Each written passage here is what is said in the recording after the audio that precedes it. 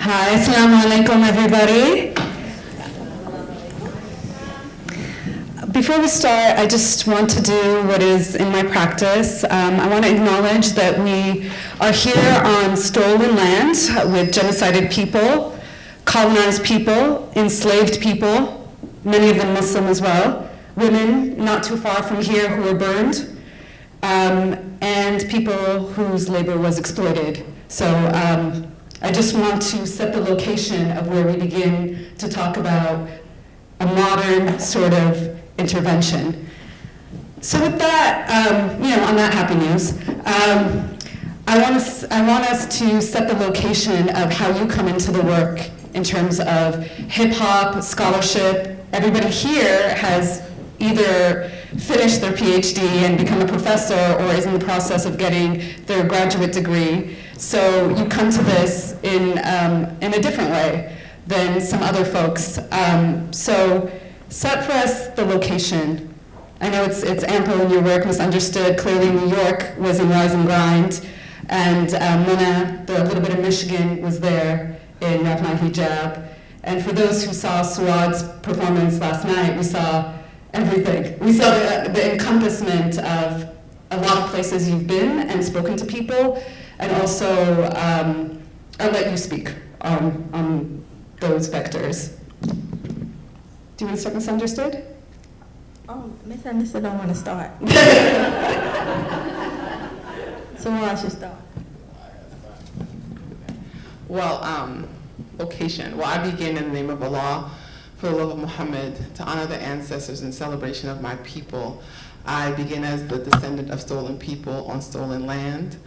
And my work, and I began in Brooklyn. That's my hometown. That's where I represent all the time. And it really shaped who I am as a person and how I sort of work in the world. From Brooklyn, I went to college in DC and then worked in Baltimore and then lived in Damascus and then went to graduate school in Jersey and then ended up doing my research in Chicago, which has also taken me to Morocco, Puerto Rico, and these are some of the places that I kind of referenced in the performance yesterday. And I guess in terms of just location and sort of how I come to, I guess, my work as a scholar and as an artist and as an activist, I think really, location is really important. I think I grew up in a community and in a world in which we were really well attuned to the forces against us, but also really well attuned to our own power and possibility. And so we knew that there were forces against us, but we weren't fade, you can't fade me, right? So I think that really, I really feel like I grew up in a really empowering space growing up in Brooklyn as a Muslim, as a Black woman. And I try to carry that with me in the work that I do. And for me, and I guess this will come up in this, we're speaking to, the older I get also, the more I think it's important to really talk about genealogy and lineage and to recognize and acknowledge those who came before you and what they laid down for you.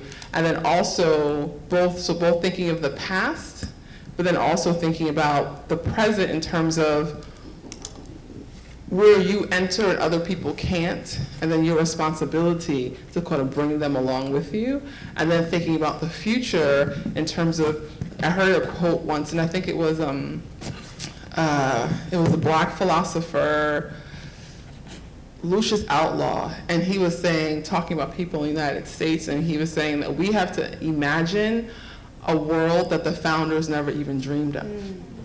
And I think so thinking about the future, I think that as well. So we have to be imaginative and really thinking about possibilities that may not seem possible, but creating them. Before the rest of the panel goes on, I just want to say that Suad has a tweet that went very viral that echoes this, which she said, "You don't have to be the voice for the voiceless, just pass the mic."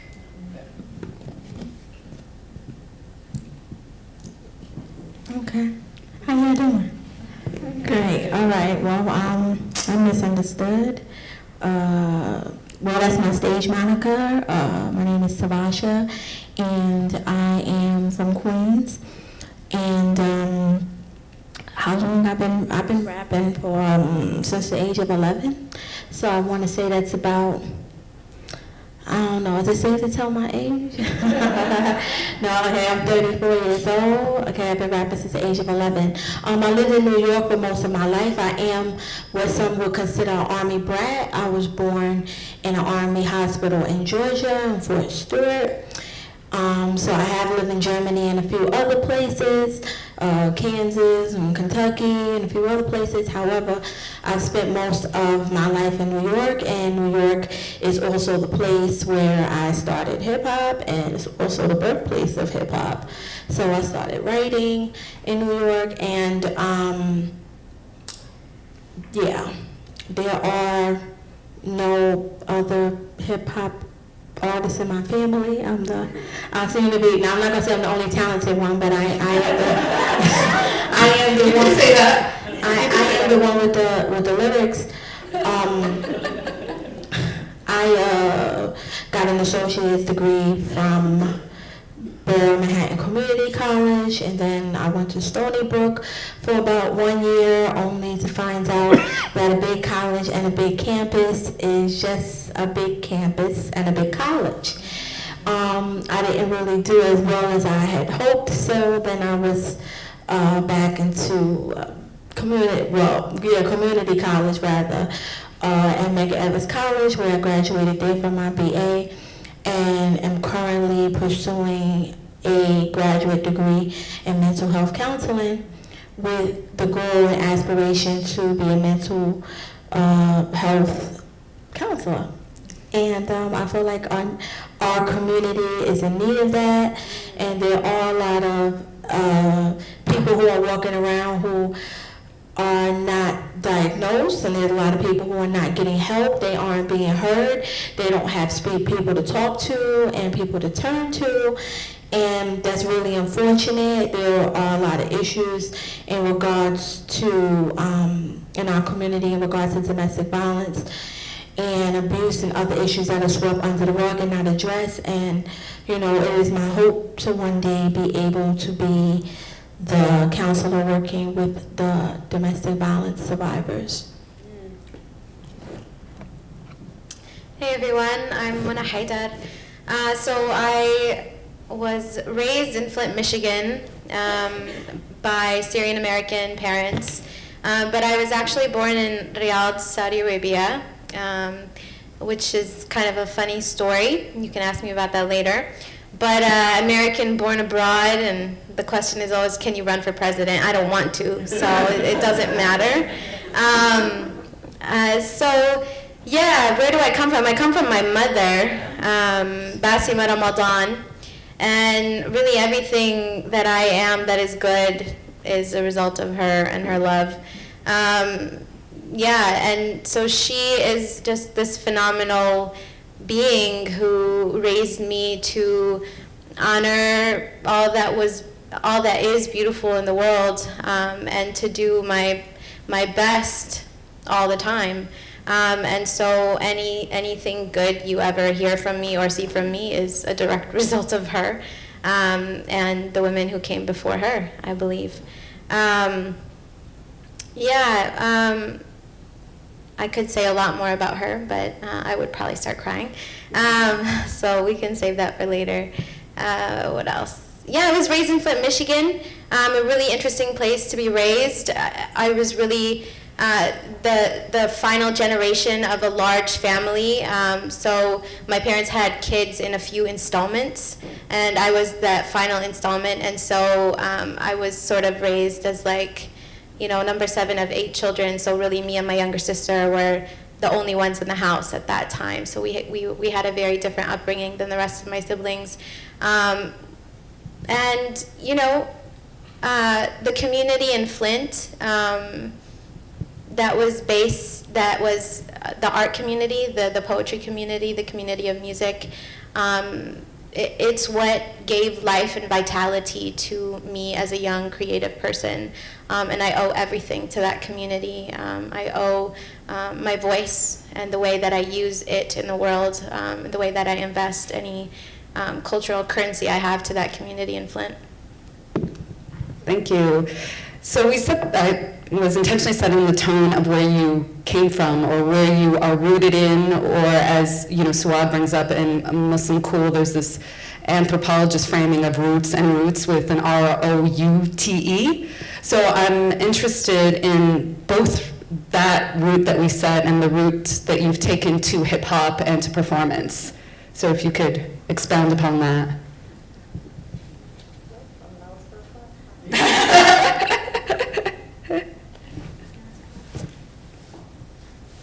You had a great story last night about 11 years old, how you came into being a hip hop artist, but how did hip hop influence you, and how you were raised influenced you around hip hop? You said the birth of hip hop was... Right. Well, I spent many a nights in the home with my twin aunts who would watch me, and they were very big fans of Salt and Pepper. And, they would play it, and particularly there was a song, it was called Expression, that I used to always hear them play and make dances to, and they'd be like, and it's like, express yourself, it's only you and only you, babe. Bob had a job, and this one and that one, and so listening to them with Salt and Pepper, the Heavy D, the Rakim, It Takes Two to Make a Thing Go Right, that was raw bass.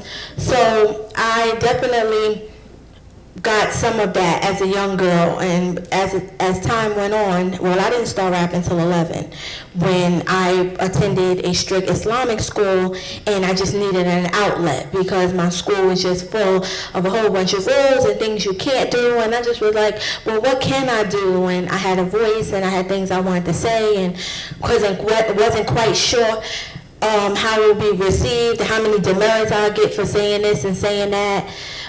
So I definitely remember being in the lunchroom one day, and then just sort of kind of making beats and kind of making lyrics, and then sneaking into the bathroom. You want to recite my little lyrics and tell people, come meet me, get your whole pass. When you get in, we'll be in the bathroom making music. And it kind of just developed from a hobby into something that I loved. And I actually, when I started out rapping, I used profanity at the time. I talked about sex, I talked about guns, I talked about all of that in my lyrics at a young age. And people would say, oh, no, she's the next Lil' Kim, she's the next Foxy Brown, the next Eve. And I was totally fine with that. Until one day, I don't know what happened, but something kind of came over me, and I was like, no matter of fact, it was when I seen Lauryn Hill. She released The Miseducation of Lauryn Hill. She had won so many awards for that. That was a great masterpiece of work. She had all of these good themes in there and uplifting music and so many messages. And then I said, you know what, I don't really have to rap like this anymore. I want to rap like Lauryn Hill. And I remember I said, I want to rap like Common. I want to rap like Talib Kweli. And at that time, my manager said to me, then, well, you don't want to get money. And then I said, well, Common, he went gold. At that time, going gold was selling 500,000 records. So if you went platinum, you sold 1 million. If you went gold, you sold 500,000. And I thought that was a lot of records. So I said, well, Common, he went gold. And Talib Kweli, he went gold. And he said, oh, you just want to go gold? You want to be a gold artist? I said, but I just don't want to rap about nothing no more. I want to have rap with substance. I want to have messages. I want to inspire people. Like, what am I talking about? I'm not even talking about nothing. And then, my manager dropped me, basically, because I was considered hard to work with. Nobody wants to work with people if it seems like you can't take direction, if it seems like you're not trying to take any advice from them, because they think that they know more, because they may have a few musical connections. So I got dropped, and then that's how I ended up on my quest as an artist who, was just a struggling artist just trying to find my way. And then one day, some Islamic themes came to me, and I was like, I said, Islamic hip hop. Oh, that would be dope. I'll put that together. I'll be the first lady of Islamic hip hop. There's no such thing. Watch. year was that? Huh? Well, yeah, wow. I can't even remember, Lord. It was, I don't want to say, what was it, 2000? Do you remember when I first came out? Did you perform at the thing they had in Florida? No. Summerfest reunion and the hip hop concert. Were you No. there for that one? Nobody doesn't include me. No. That was 2001. I think it was whatever it was. I've been rapping a long time. I've been doing this music thing a long time. Sometimes I can't even keep up. You know how when y'all have multiple kids and after a while you don't know who birthday is what day? That's how it is for me, like for real. And, you know, and it's weird because but it's not just my music that I forget. It's sometimes with memory. It's like I don't want to say it's selective. It's like I remember certain things that I want to remember. I got a cat named Elsa, and sometimes we try to remember when you take her to the vet or we get shots. They be like, "How old is your cat?" I'll be like, "Well, I don't really know. I think she's a year and a half. I think she's 2 years. I don't know how long we had. I just know I've been supporting her, and I need to write her off on my taxes. When this is tax time now, and all I know is with all of everything that I put out, I need to get some of that back." So it's all right. I just want folks to understand what the history is, so because they are watching the history told right now in this moment, you know. So yeah, I just started putting the lyrics together. And once I put the lyrics together, I got up with a producer. His name was Sharif. We recorded my first project called Dino Dunya, which is basically like saying religion versus secular, like religion versus the world. And from there, it kind of took, that's where it started. It was like misunderstood little movement and stuff. I had little soldiers and everything. Or not. That's her. I'm good at taking direction. So, what is my route to this moment? Again, I think Flint and really the love and mentorship of many people who just believed in me and believed that telling our stories is important. And so people who really worked with me on my craft, specifically one really important mentor in my life. Her name is Tracy Curry, a Black American woman in Flint, Michigan, who just, for whatever reason, I loved her and she loved me. And, it's just this relationship that you have that when somebody believes in you, it's a little bit easier to believe in yourself. So I feel very blessed to have her in my life as a mentor, as a creative mentor. Again, I think Flint is the route to this moment. I started out doing spoken word for, I think, 15 years now, going on 15 years that I've been a poet, performing my work, and I'm very new to music. It's a very steep learning curve, and I'm taking the challenges as they come and trying to sort them out and deal with them. It's been a beautiful journey, and I'm growing, learning a lot and being challenged every day, and really feeling deep in my heart that this is something that is meant for my own spiritual benefit, for my own spiritual growth, for my ego, to work on myself and to make myself a more beautiful version of what I could be in the world. So. In terms of roots, I guess so. You said hip hop. So, yes, I am the oldest person on this panel. So for me, hip hop, so growing up in New York and Brooklyn, for me, hip hop was always kind of the soundtrack of your life. And I remember being a small child at somebody's baby shower, I think it might have been in Queens, and a car driving by and playing Milk is Chillin' Audio 2. Like, I remember that's like I have this really clear memory of that song, which I don't know if you guys know. Milk is Chillin'. No, okay. Really kind of like old classic hip hop song. And then, kind of like all of these things, right? Kind of being just around you, sort of on the radio, what your friends are listening to. When my Islamic school, we used to do remakes, I guess, as kids, you know, so we take songs and like we did this remake of, not hip hop song, but R&B Poison, right? Oh, yeah. Yeah, we would do like all these kind of like. still remember that? That would be dope.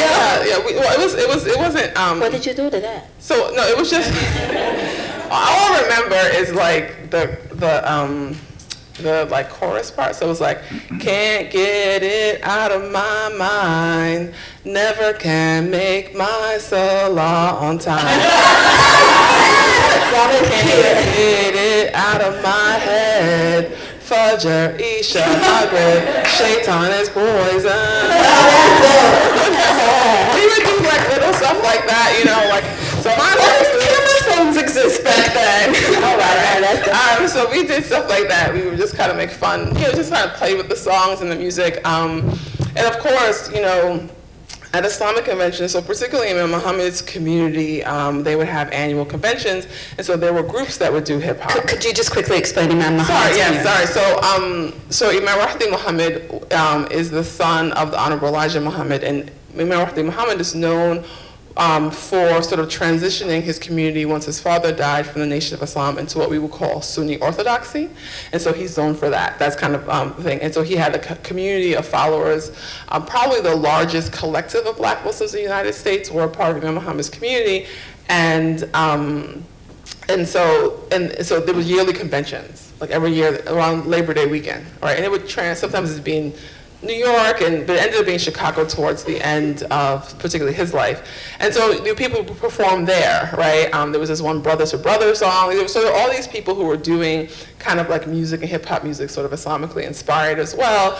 For myself, in terms of kind of like the Muslim hip hop stuff specifically, and I called it Islamic hip hop. So that's how I think Tabasha, my mother first, I like hip hop, and then I met her, and I wrote about them. And so, and also when I was a kid, we used to do, they had this group called, there was a group called Muslim Youth of North America, and they would have conferences, and there was a group of people called Minna Raps. Yeah. And they used to do these little rap stuff too. This is like, I guess, I'm like young, so this is like 90s, I suppose. In the 90s this was happening. I don't think the 80s, I think probably the 90s this was happening. Minna Raps later became Native Deen, which is a group that's kind of globally known now. And so I had interviewed them, and I interviewed Tavasha, and I interviewed, there was at the time this Annis Cannon, who was doing music, Be Like Muhammad, and Tyson, and Napoleon from the Outlaws, and like all these people, there's other groups, all these different groups. So I did that's when I started. So I kind of started, actually, my kind of Islamic hip hop story starts in 2000, and 2000 when I went to, so it was 2000 because it was before 9/11, there was this thing, it was called Islamic Family Reunion and Hip Hop, and Muslims and Hip Hop Concert. And it was put on, it was in Florida, I'm not sure why, we were in Orlando, and Christy Pabon, who was married to Pop Master Fable Pabon, who is a hip hop legend. He's one of the original, he's the original members of the Rocksteady crew, which is like the first kind of like b-boy collective. And so he's Muslim, and actually in Fable, I remember because they did this play, like, it was some hip hop Broadway show or something, and he played at a PS something when I was a kid too. So anyway, they had this event and they put it together, and so there was like this concert. And that was when I was like, oh, wait a minute, this is kind of interesting, you know? And then later I went to Damascus to study Arabic and Islamic studies, but while I was there, they were doing this Black History Month programming that was horrific. I was gonna say, how was that in Damascus? So it was the American Cultural Center, and they're like, oh, we're doing a Black History Month program, and we're gonna show He Got Game and Boys in the Hood and Love and Basketball. And I was like, And so I suggested to them, why don't you invite Professor Suleiman Yang, who's a professor at Howard University who does Islam in America, to come give a talk. And they were like, why don't you give a talk?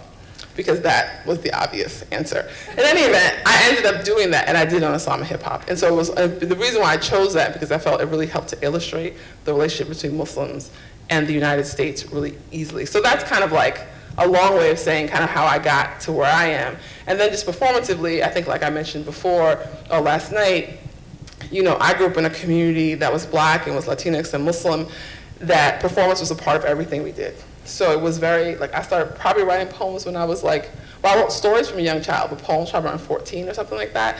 And so there was always spaces for that, and we were always doing it. So it was kind of a natural, I suppose, result to find myself doing it as well.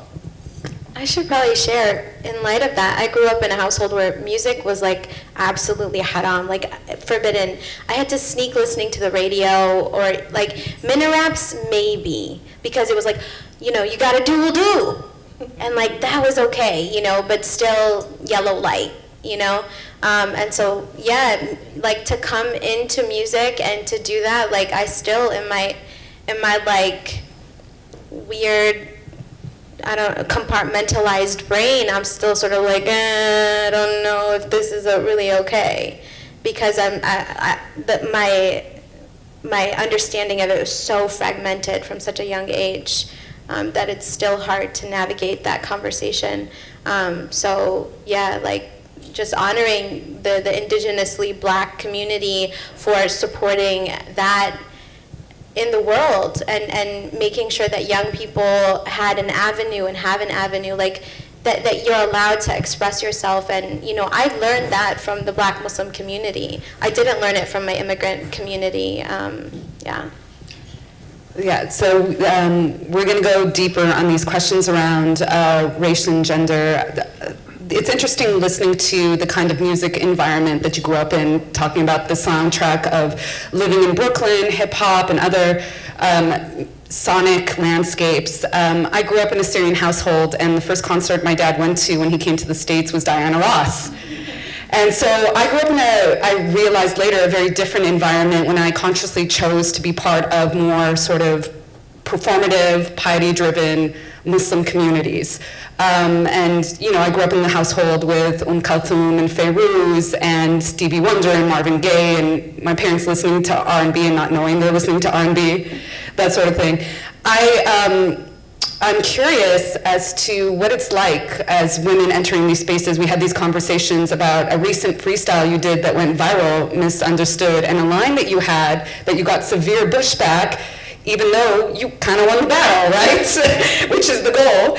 And I was also kind of shocked hearing about the struggles Muslim artists had showing up at these conventions where, for the most part, these are conventions where Muslim artists are getting paid, where anything but percussions is prohibited, right? So what have those experiences been like, being a Muslim woman artist within the Muslim community? Let's start with that first. Well, I know normally, as a Muslim woman artist, I found myself cropped out of the portrait plenty of times, you know. There's a big picture. The males, they get a lot of recognition. People think what they're doing is so great. They're willing to pay them. And for me, it's like they always want me to do something for free. Or they'll be like, can you do it fi sabilillah? Which basically, yeah, it means basically, you know, just for the religion, for the sake of the religion, can you just do it? Not taking into consideration that not only is my artistry should be respected, and that I'm good and that I'm experienced and I'm just actually as good as the male counterparts, if not better. And the fact that I've been doing it for a long time, and that I'm very charismatic and people friendly, I give a good show. Taking into consideration all those things, me being a single parent and having bills, when someone says, you know, we need you to do it for free, you know, how does that help me to feed my daughter? Like, how can I pay my rent with that? Like, we can't do anything with that. And it's a bit offensive, and then you find out all the male artists, they're being flown here and there, they're being paid, you know, top dollar, and it's just because they're males. And it's just disrespectful. It's a slap in the face to me as a Muslim woman artist, and to be left out of so many big events. You know, it's like I will get called for things and I will be included, but it's never nothing too big where I feel like I feel like the men in Islam, they're like, you know what, we can't let misunderstood get too big. We gotta let her stay in her place. Like, we're not gonna offer her the big opportunities to have this huge platform. We don't wanna give women a platform. Nothing that she have to say, we don't wanna hear it. A small amount may wanna hear it. But they have very huge events, the Muslim Day Parade. That parade is on life support. Okay, because it is dying as the year goes by, meaning it's not being well attended, and the entertainment is dry. But even though there's no one there to perform and there's no one to do anything, they still won't let me get my 5 minutes of stage time. You know, and they have the mosque, they have the ICNA, they have the ISNAs, they have Muslim Day Great Adventure, that whole huge... Muslim orgs, Yeah, they have a huge park. Muslim Day Great Adventure, if you all ever been to Great Adventure, that's a huge park. In the same way they section off a part of the park so that they can have prayer and Juma, and they section off a part of the park so that they can have the shopping and have the souks, the vendors, they can find a section of that park where they can just have the women come and check me out if their issue is gender. I just really, once again, think people really don't want to really give me those type of platforms. So I've been dealing with that year after year, constantly fighting just to be heard, just to be recognized, just to be able to somehow try to profit off of my artistry, see my artistry, making money for me or sustaining me in some kind of a way, and it actually, that's just not the reality of it.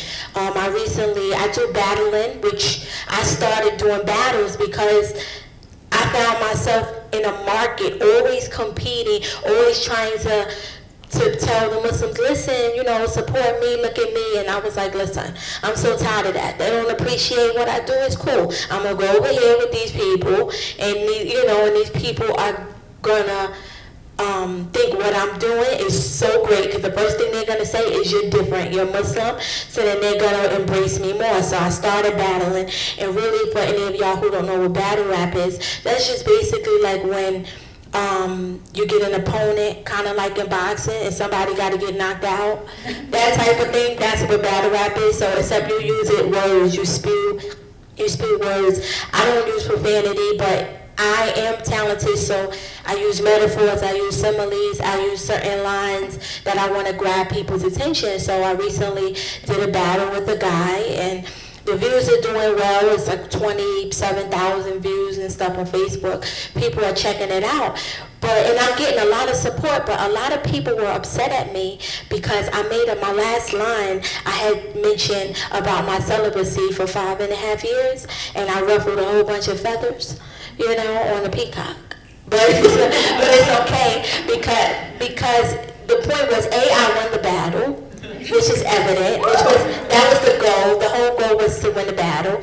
And then the second part of it was, I don't understand why my celibacy is such a problem for other people, or maybe it's the wording that I said or whatever. I don't understand, what was the big deal, because we have our Muslim male counterparts, such as the rapper Mos Def, who Panties. The song Panties. He had a song, I guess he had a song called Panties. I didn't hear that one.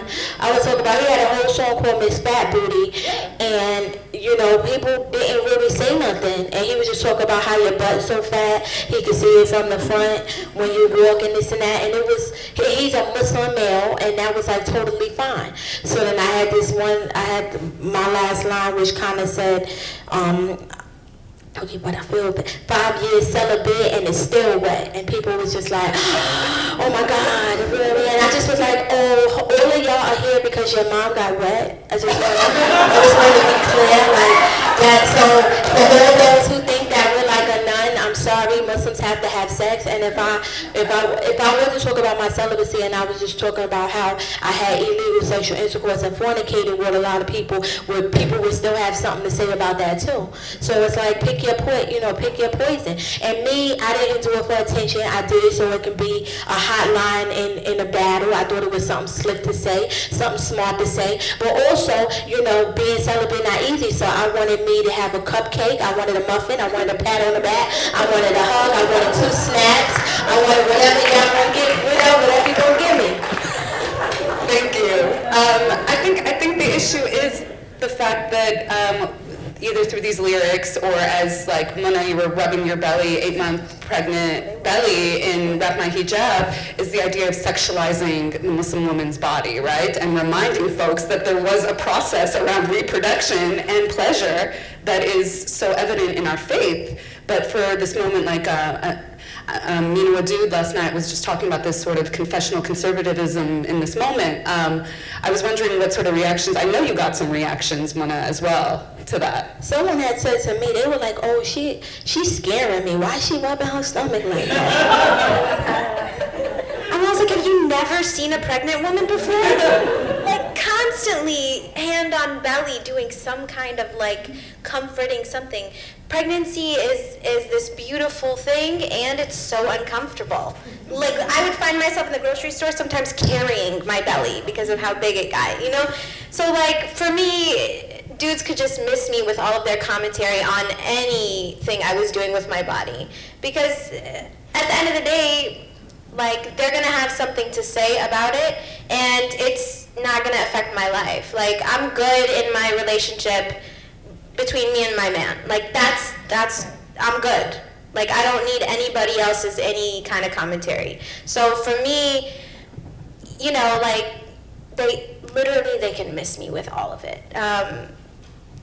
It is painful to witness the like incessant comments, especially because I know my mother goes on and reads some things and like dudes will literally be saying disgusting and foul things, and it's like I don't like we showed the video, right? And so one of the concepts in the video was the centering of life, right? So I have this round pregnant belly and it's the centering of life, and if any of you know anything about Maqasid al-Sharia, one of the tenets of Maqasid al-Sharia is like the upholding life as a foundational principle, right? Upholding life.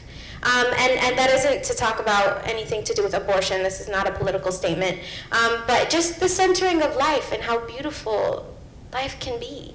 And that bringing a baby into the world, for me, was a part of my spiritual path and a part of, and like between me and the director and some of the other women, like laying hands on belly, like, you know, all the women were like, rub your belly more, you know, and just like, and then that kind of being something to talk about later, like, for men to talk about later, like, oh, you know, like, that, like, why is she doing that? That's disgusting, that's so weird, she's calling attention. It's like, yes, I'm pregnant by proxy of sex, like, yes. Like, why is that so scandalous?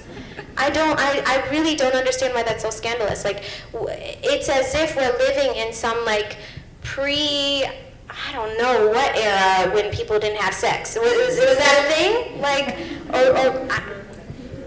what's that? Yeah, I don't think anybody does, because that's not a real thing.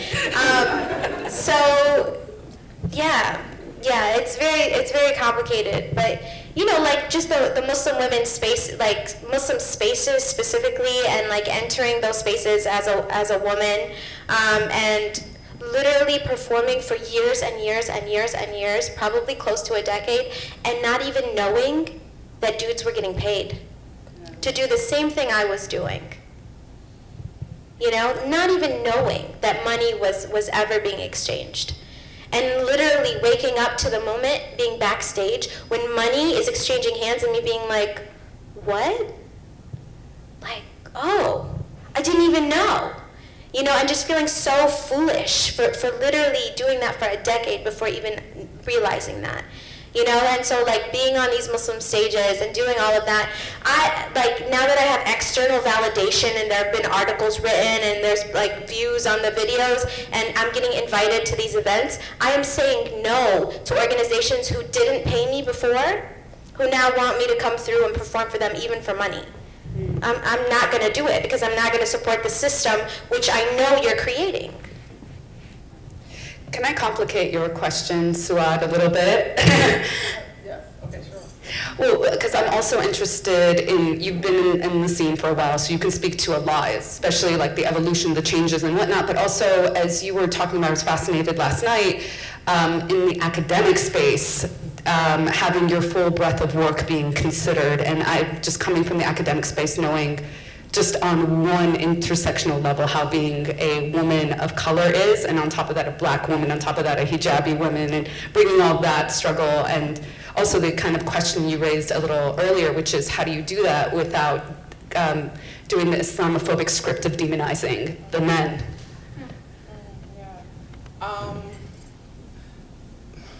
Okay, I feel like I don't remember the original question, but I'll just say something. Yeah. Okay. You always say something brilliant, so I'm fine with anything. I think so. So in terms of, because I guess, well, first before I get to that, I wanted to respond a little bit to what they were saying. So I feel like, because I think there's one of the things that, like the kind of double standard that they're both describing, right? In their experience as being Muslim women who are performers and performing in Muslim spaces, right? So a double standard around the kind of scrutiny you're under, right? In terms of like what you can and cannot do, the double standard in terms of how your work is being valued, being paid or not being paid. And I think we're talking about the organizers here of these events, but we also need to talk about the audience and reception, right? And the ways in which audiences of course are constructed, right? So audiences are sort of built, right? But they also reproduce themselves. And so I'm gonna say it. So like Misunderstood, for example, she was known, right? Her thing was like kind of remixing kind of popular songs and kind of making them sort of Muslim themed, right? And now there's a group of two men, Dean Squad, who I think they're Canadian, right? Who do the exact same thing, and frankly not as well. And I haven't talked about them yet, so I guess now this will be somewhere. But are very like popular, like globally popular, right? And it's shocking, right? Because you're like, okay, you know. And I was one of the people who told my sister to stop, do remixes and do your own music, because after a while it's like, okay, that's cool, but she has bars, so why are you doing that? You know, that kind of thing. But they're really, really popular with Muslim audiences. So what is it about the audience, right? And how is the audience creating this and reproducing this inequality? Because what's happening is that they're men, and so they're privileged as men, and so people don't scrutinize men in the same way they do women, right? So they're able to then do the same sort of thing and not face as much scrutiny. They're able to be in places that she might not be able to be in because she's a woman, and this kind of thing. And it's the audiences that are doing this, right? In terms of like, this is what they're getting given this, but they're also taking it up and eating it. So I think there's something too about the ways in which it's reflecting, I think, how gender inequity is a part of sort of our community life, right? Because it's being reproduced in the ways in which the music is being consumed and what is being supported, right? And even the difference between Mona's like kind of virality, right? It's like she's new to music, right? She's learning how to do this, right?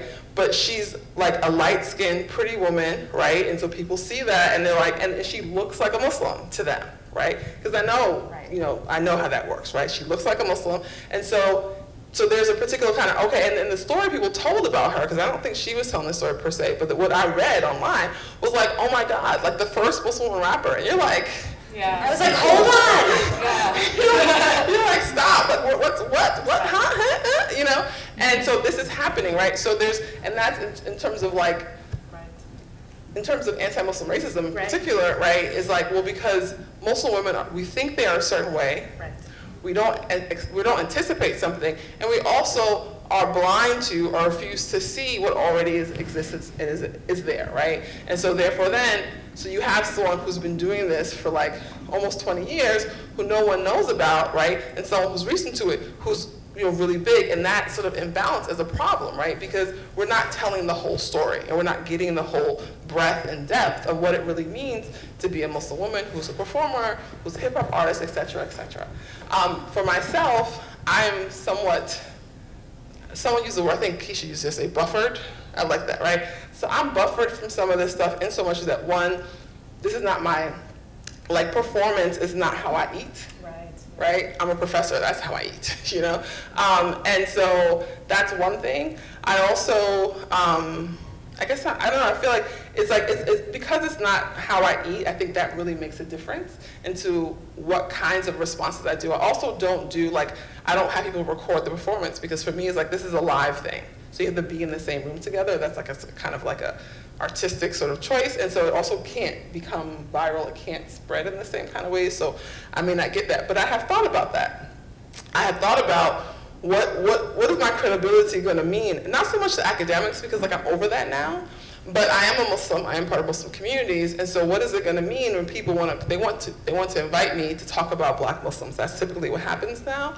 But what happens when they find out I dance in front of men and women, right?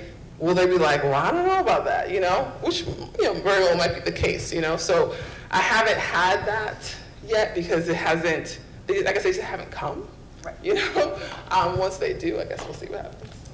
Yeah, thank you. I wanna go into one more question and then open it up to the audience. I think, Suad, you brought up a really good point around, we talked about how performance is gendered, and we can talk about how performance is raced, and the perceptions that most Americans have about a Muslim is brown, poor, and other. So that informs our understanding of who to profile or who to give the mic to, right? And I think there's, in this particular moment, this fascination with a woman who has a headscarf, who's beautiful, who has a large online following, and is ethnically enigma, we'll say.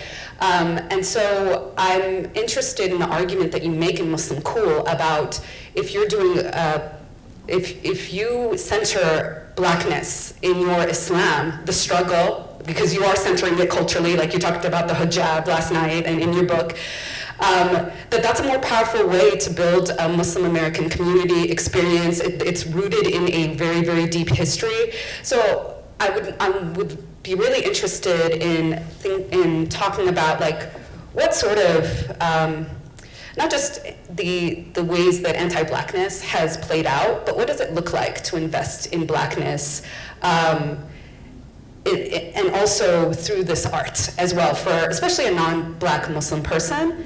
And I also want to say that there were people too, like you said, Lauryn Hill, who is kind of maybe not proclaimed Muslim, but Islamic Kate, and talked about Sirat al-Mustaqim, and that set up for a lot of us non-Black Muslims a comfortable space to enter. And can you explain Muslim Cool? You do it so eloquently in the book. I guess really quickly. So Muslim Cool is the name of the book that I've written. And Muslim Cool is a term that I use to describe a way of being Muslim in the United States that young Muslims are doing, a way of thinking about, a way of being Muslim that is shaped by and informed by Blackness, particularly as articulated through hip hop music and culture. And so I look at Muslim Cool and I look at its kind of how it comes into being in lots of different areas in terms of activism, in terms of style, in terms of sort of discourse, how people talk, epistemology, how people think, right, like how it's shaping these kinds of things. This question, and I just lost what you just said. How do you invest? How do you address the anti-Blackness and invest in Blackness? Right. So one of the things that kind of the book is talking about is how, because there are Muslims, because the people that I was sort of working with were multi-ethnic. So there are people who are Black and non-Black Muslims. And so the non-Black Muslims, like, how is it that you engage Black culture in a way that's not just gross appropriation, right? Because that happens a lot. We were all really familiar with it. We know what it looks like. And so part of the way that happened was through what I was called sort of a deep investment of really sort of your time and energy. So these young Muslims who are non-Black Muslims who are associated with an organization called the Inner City Muslim Action Network, which is a nonprofit organization on the southwest side of Chicago. And so they were volunteers at Iman. And so they were volunteers at Iman, which meant that, and it wasn't just like I'm volunteering at Iman so I can, like, you know, sort of give some people some food, right? But Iman also a hip hop pedagogy, right, around learning and understanding. Okay, where does this come from? What does this mean? In terms of style, for example, one story I tell is about one young woman who was a Pakistani American woman who wanted to wear her scarf in a bun. Because she liked it, it was cool. She said, I saw Erykah Badu wearing it, I could show my earrings, like this would be cool. But she was like, but I had to wait because she's Pakistani American, middle class from the suburbs, and she's like, I know this means something to black people and to black Muslims, and so I want to make sure I do this appropriately. So she said she kind of waited, she was in the community, she built relationships, and then she began to do that because she felt comfortable, because she didn't feel like she was just appropriating it. But like, my thing is, like, you have to have real relations with black people in 3D. Right? It can't be just through your television or, you know, your iPhone. It has to be, that has to be there. So that's one way I think that I've seen it happen, I guess, somewhat successfully. It doesn't escape what I call the ghosts of minstrelsy past. Like, we don't get beyond that, because the kind of appropriation of blackness, of black culture, is something that we're always going to be dealing with because we have this history of it. So you can never escape it, but you can try to sort of do it better, you know, in terms of mediate those kind of things. So I think relations with black people, and also I think it's always really, it's like citation, right? Like genealogy, you have to, you know, even when I talk about Islam and hip hop, you know, I don't talk about this in the book, right? But before there was Islam and hip hop, I was talking earlier with Daisha about this, there was Islam and jazz, and that is the genealogy of that. And so you have to name people. Like, it's not enough to be like, you know, you have to be like, on this person and that person, and people ask you questions, and you have to take the initiative to sort of go out and say, this is what this is, you need to check that out. And then you have to bring people together, you have to bring people on, right? So like Tavasha mentioned, like, I was coming to the event, I was like, oh, you need to invite someone, can you invite them? They agreed to it, and so she's here, right? Otherwise, she wouldn't have been here. And now what would this panel have been like if she wasn't here? Right, could you imagine the loss we would have had if she, no, seriously, right, if she wasn't here? So I think in terms of, you know, so. I just want to add a little anecdote attached to that too. When Trump was running in 2015, I got approached by The Guardian to include my story because he was talking about a possible Muslim registry. And I looked at who the Guardian editor had tweeted to, and it was all brown men, and I was the only woman. And so I asked her directly, I said, hey, do you have any black Muslims involved in this? And she paused and she's like, oh no. And I said, well, here's Marguerite Hill, who's part of Muslim Anti-Racism Collaborative, one of the founders. She'd be a great contribution. So we went back and forth on my story because it was about coming from Syrian parents, and she wanted a nice little multicultural ending, like, this is, immigrants are always welcome in America, and I didn't agree with that, so my story didn't go in, but thankfully Marguerite's did. And that's what was really important to me. But I think you mentioned a really powerful thing that can be done is for us to advocate for folks in our community and to ask. I mean, it's such a simple question to ask, right? Who else do you have on the bill? And it's a question that Muslim activists have been asking now about panels that are all men, right? So why can't we do it around anti-blackness that almost always seems to enter this space? I mean, I just want to share, like, we live in a white supremacist world. And so for me, as a pale-skinned woman who, without my hijab, I would be ethnically ambiguous looking and like white passing, and like that is a currency of privilege, right? And so I don't see the virality of the videos and all of that as like a coincidence. I see it completely tied to white supremacy, right? And so for me, as a person who's trying to be conscientious, how do I do that responsibly? Right? It's about saying no to the things that are disrespectful and the things that are replicating systems that are oppressive, and it's about saying yes to the you know, venues and events and the spaces that are loving and inclusive. And you know, like, I'm making mistakes and I'm learning and I'm doing my best. And you know, like, if it weren't for people who are sitting on either side of me, like these amazing women, you know, I really don't know what value there would be even in like my art, you know, because it would be in a vacuum, it would be empty, right? Do you want to add something? Misunderstood? Okay. I talk too much. No, you all were really brilliant. I'm going to open it up to questions as well. Oh, before I do that, I do want to mention, you were talking about different Muslim spaces that are very difficult for Muslim women to perform and undervalued and under scrutiny, but the Iman, who you talked about, was a place that had this monthly show called Community Cafe that I think, were all of us involved in it? No? Okay, they need to get you involved. They need to get you all involved. But I think that they, based on their own politics as well, did a much better job in trying to address some of these gender and race issues. Question? Yes. I was gonna say, I think in certain cases, I'm a little bit blackballed, I wanna say. I don't wanna say boycotted, but I wanna say blackballed because, controversial, how they say controversy sells? I guess that's only like if you are, if you Beyonce, and you Jay-Z cheating on you, then everybody gonna go buy the album Lemonade because they like, okay, we wanna know what he did, why he did that.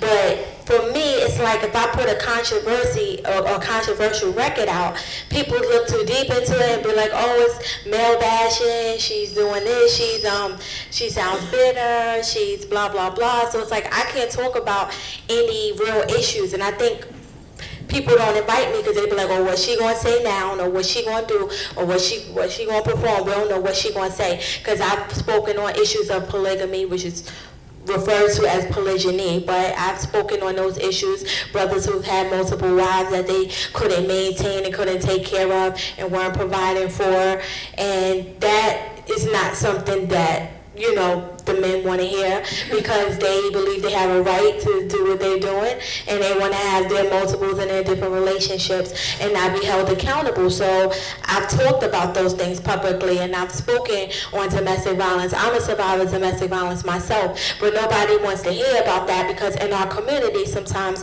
it's swept under the rug and our leaders won't talk about it. People will say you need to be patient in your marriage or your relationship. People will blame you. They will say, well, what did you do? Was you obeying your husband? Did you listen?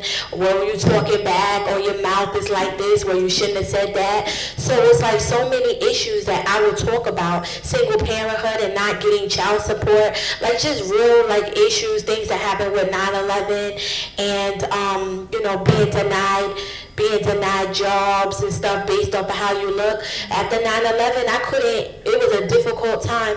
It was hard to get a job in fast food, and I didn't feel no one else was more qualified to work at Burger King but me because I already had worked at White Castle, McDonald's, Wendy's, Arthur Treacher Fish and Chip, Sbarro.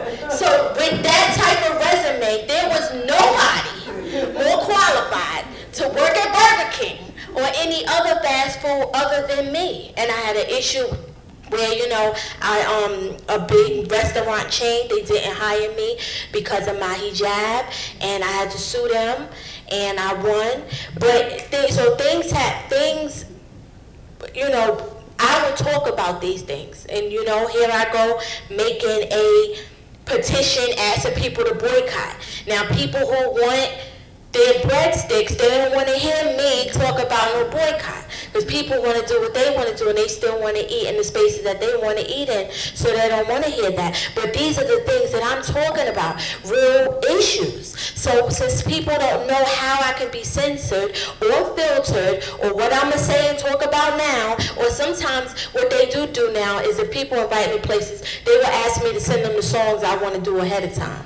And that to me is real offensive because I'm an artist. Let me do my thing. Why you on my back? Get off of me. Let me do my thing. But that comes with it. They'll be like, can you please send the song because this person and that. We want to know our audience is not going to be offended and that everything is because of blah, blah, blah. And I would just be sitting there like,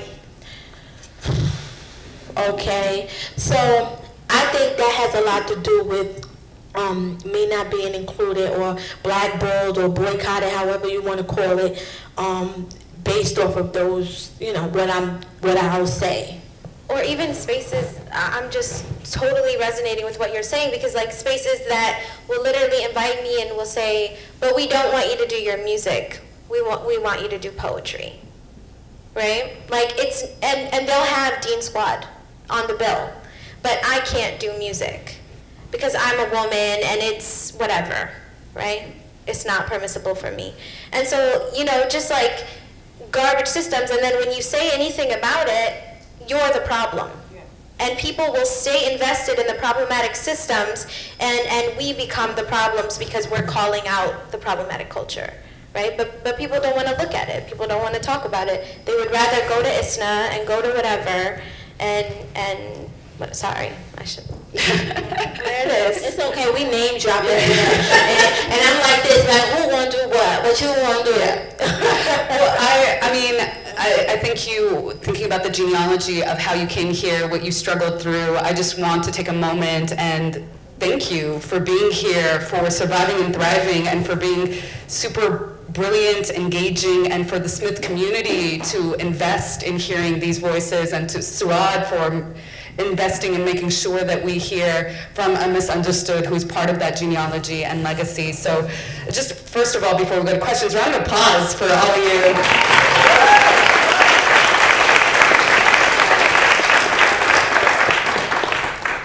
Questions? Oh, multiple. Let's give Amina and work our way back. The small question is, do you ladies know Poetic Justice from the UK? Poetic Pilgrimage, thank you. But the other thing is, the book Rebel Music, he talks a lot about the commodification of the hip-hop from the State Department, which is interesting because in my mind, there has been a natural transition of this music from being just U.S.-based to being sort of like more youth alternative-based. And so I wanted to hear from you ladies how you feel about the commodification of the good Muslim versions of this genre. I know you write about this, and I write about this as well, so we can. So I do write about this. I did follow a tour of Muslim artists, primarily hip hop, from the United States who were invited to the UK, which has a significant Muslim population, and it's a part of what they call like their public diplomacy. It's patterned off of the jazz tours of the Cold War era. And it's meant to do the same sort of thing. I think Hisham, in his book, he calls it sort of perception management, right? So we know what the United States is doing to Muslims around the world globally, war, drones, etc. And so let's manage the perceptions of who Muslims are by bringing sort of Muslims to Muslim populations, because these tours have been everywhere from Pakistan, Saudi Arabia, Tunisia, Malaysia, everywhere. It's a complicated story, I think, in terms of, so on one hand, the way I write about it, because I do think it's complicated, I think the artists who go and participate in these tours go for a variety of reasons. People got to eat, they get to travel, I think some of them see making connections with people locally that they're able to do because they have that vehicle. But it's always, I call it in the book, like sort of this kind of a bargain, right? Because you do that, but then what are you bargaining as a result of that? And so it's a difficult, it's a complex sort of thing. I also think, and I'll just say this too about it, is that this notion of the bargain that I'm talking about really is about the ways in which in the United States, what our political culture is like in a time that is both post-civil rights and post-9/11, and the ways in which sort of like ethnic identity categories become, and claiming rights based on that, become the ways in which you get access to recognition by the state, but it's also the ways in which the state manages you as a population and determines your access or not to things. And so, but it becomes kind of like the easiest or maybe the most possible political option for communities, right? Because of how they're located. And so it's a real challenge because, and I say this in the book, because we know what happens when you don't sort of, when you really go up against the state, they kill you or they put you in prison. Those are your options. And so I think it's kind of like, it's a complex kind of thing people are figuring out. And so that's kind of what I have to say about that. Yeah, so that's Hisham Abdi wrote this book, Rebel Music. It was based on an article, but it also in Satchmo Blows, written by Penny Von Eschen, where she talks about the jazz diplomacy tours. She does demonstrate that the artists that went on those tours, like Louis Armstrong, we're speaking out against anti-Blackness in America, and we're also developing a global consciousness in the process. And I thought that was really interesting, and similar to the kind of argument you're making, is that there is an access point that otherwise wouldn't have been an option for certain communities. And also, yes, that was a Cold War strategy to prove that in this kind of third world, post-colonial time, that America be seen as a nation of darker faces, right? And what's interesting is also the transnational friendships. So one of my chapters in my dissertation looks at something, academics like to criticize this program, but they don't like to criticize Fulbright. And Fulbright is very similar, right? And the understanding is that you're producing research and content for the American state, right? And so I just basically say, let's be fair about our critiques, right? And who gets Fulbright? It's not working class artists who never get a chance to travel, and maybe that's the first time they get a passport issued, right? It's academics that have a certain socioeconomic position. And so I was looking at Fulbright's and cultural diplomacy programs in Egypt in the 1960s, and the kind of radical work that some of those folks did in Egypt, because they created relationships that were transnational and they were beyond the state.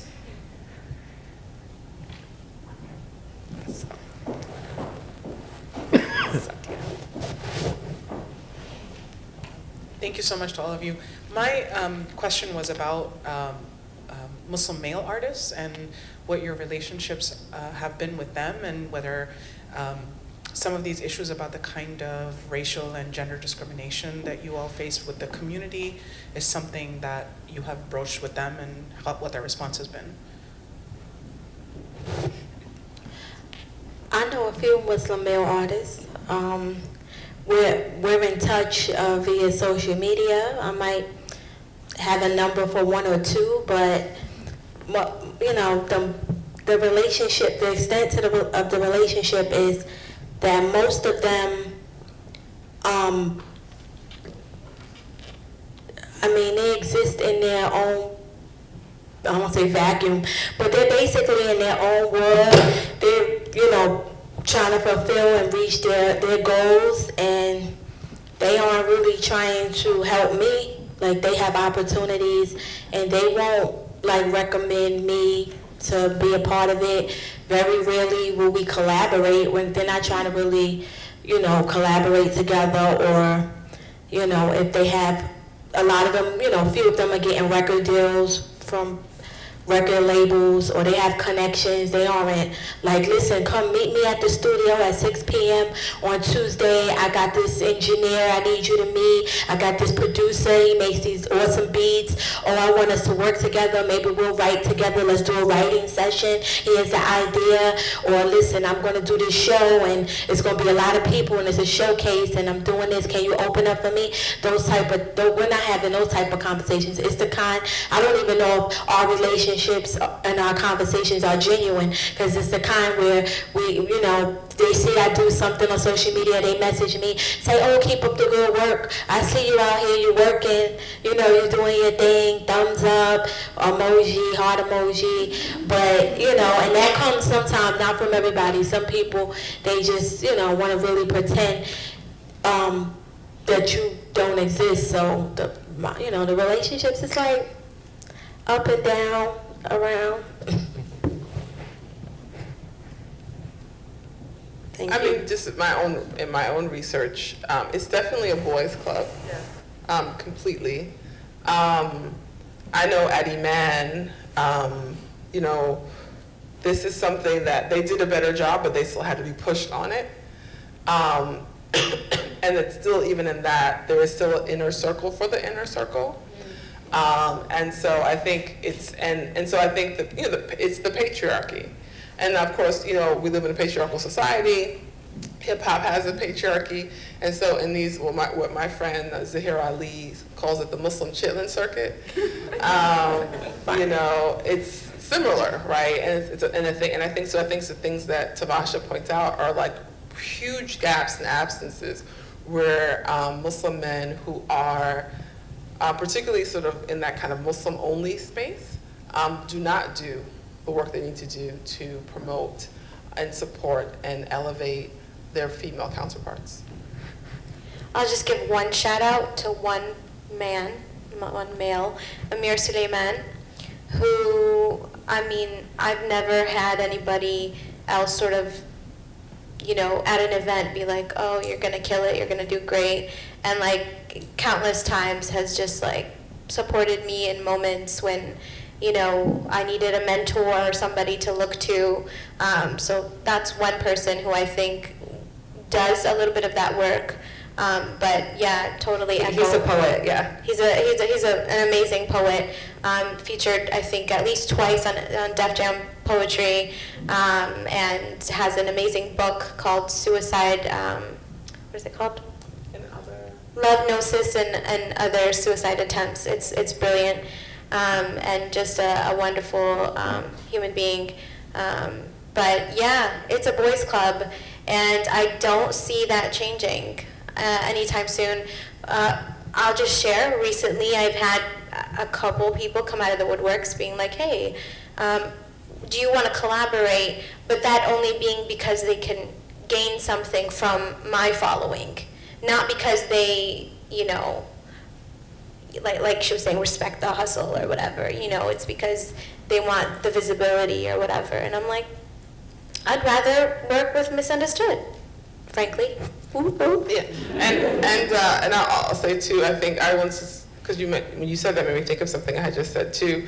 I think there are artists who are not, again, like in that Muslim space. So she mentioned Amir, who kind of, he's in both of those spaces.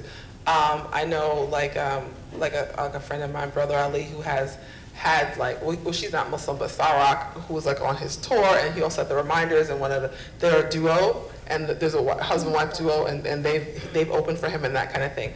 So I feel like, because it made me think, because I feel like on some level, I think there are some Muslim male artists, some of whom may have a more mainstream-ish following, although that's more underground than, you know, whatever, who might do that, right, better. But in that kind of Muslim, like I'm a Muslim, perform for Muslims, that kind of world, I think it's really like, it's really a problem, and it's something that I've talked to people personally about and stuff like that. But it is an issue, but I think it's reflective of the larger issue, right, around kind of women in community life.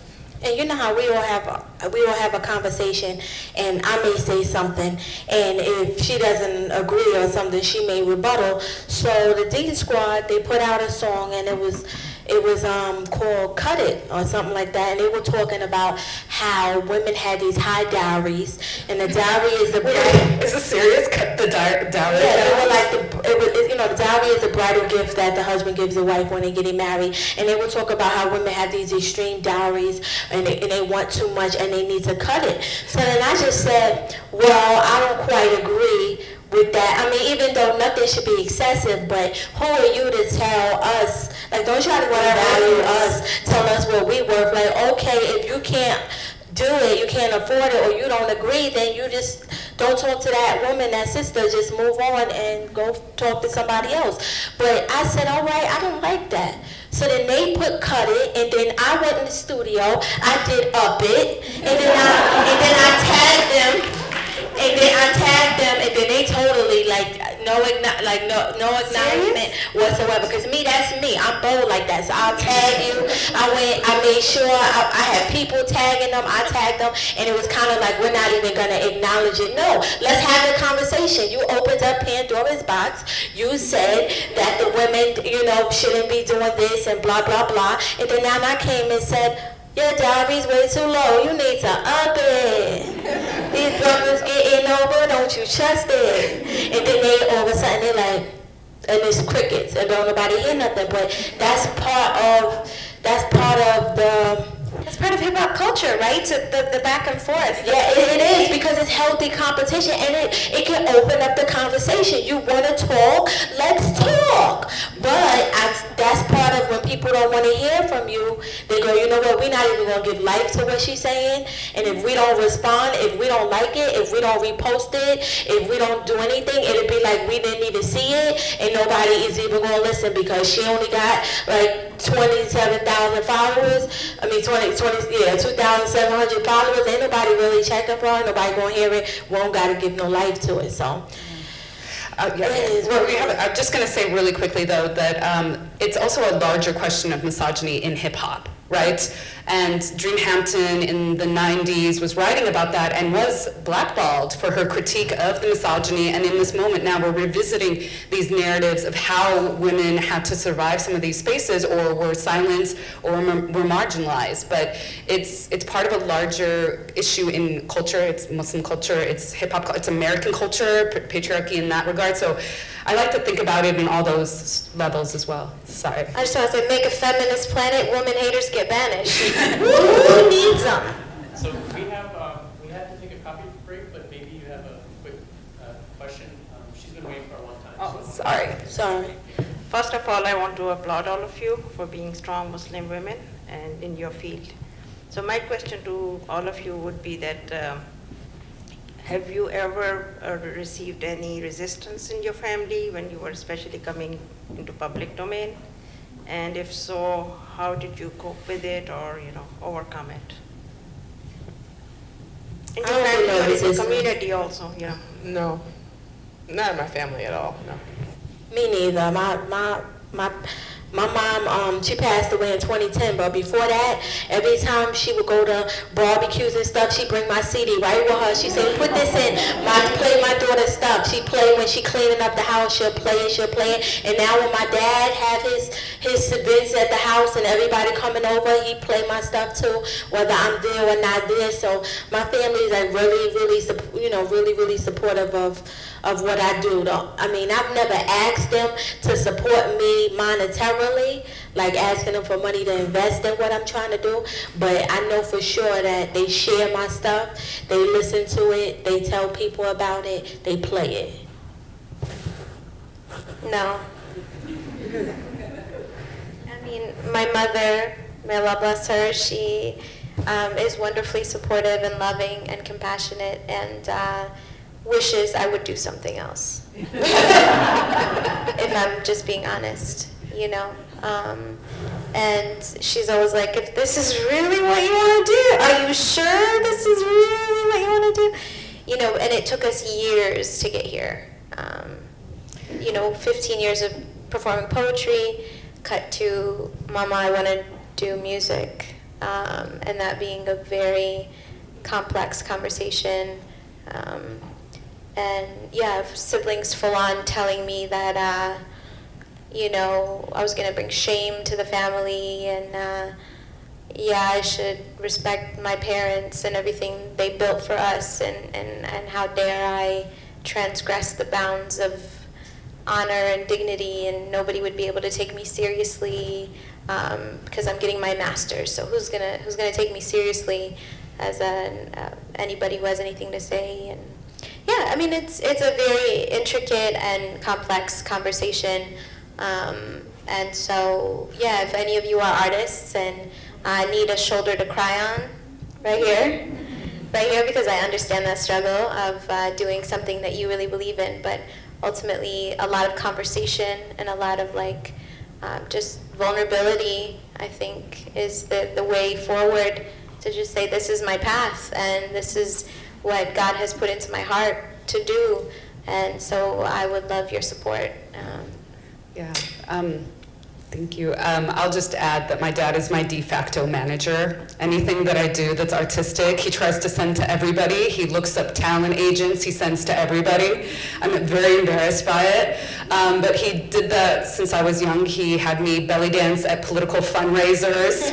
It was very awkward, and my mom would sew the costumes, so it was a very different experience, and so I really love hearing the support or some of the work that needs to be done, and do support these artists and their projects, and think about innovative and creative ways to make them more visible. Thank you. Speaking of support for projects, I just want to make a note that I did bring a a few CDs if anybody wants to support. And my album is also on Bandcamp. How much? Oh, $5. Only $5! And Suad has a book, and I don't want to probably something. No.